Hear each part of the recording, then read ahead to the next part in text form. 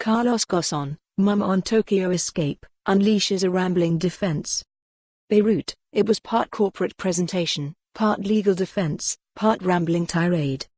For more than 2 hours Wednesday, Carlos Ghosn, the former Nissan executive who fled house arrest in Japan and surfaced in Lebanon last month, launched an impassioned defense of his decision to escape, portraying himself as the victim of a rigged justice system under corporate coup by disloyal underlings. By the end of the day, sitting at a conference room table with his wife, Ghosn seemed less defiant than tired. In an interview with the New York Times, he acknowledged that he had regrets. The biggest, he wished he had retired before everything unraveled. Ghosn, who led an auto empire that spanned continents, was arrested in late 2018 and charged with financial wrongdoing. The reporters who gathered to hear him speak at a Beirut news conference had hoped for an account of his daring international escape, a dash across Japan to a chartered jet that carried him out of the country. Instead, they were treated to a wide-ranging and sometimes hard-to-follow defense against the charges that Japanese prosecutors had leveled against him. He attacked authorities in Tokyo as well as executives at Nissan.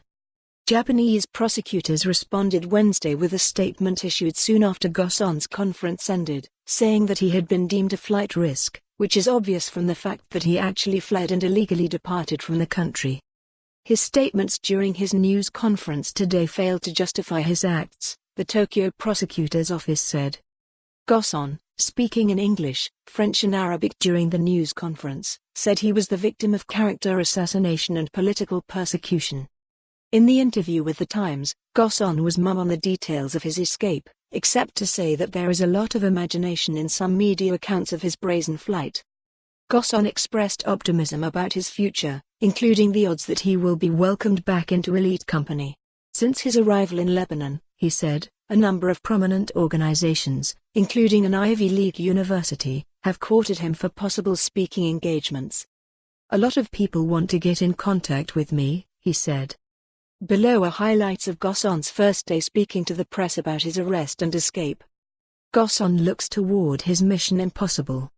As an international fugitive, Ghosn faces an uncertain future. He is intent on clearing his name, but it is unclear what legal route he could take. I am used to what you call mission impossible, he said at the news conference, responding to a question from a reporter about whether he will spend the rest of his life as a fugitive. He added, I would be willing to stand trial anywhere where I think I could have a fair trial. Ghosn is a citizen of France, Brazil. For more on this story, visit the news article link.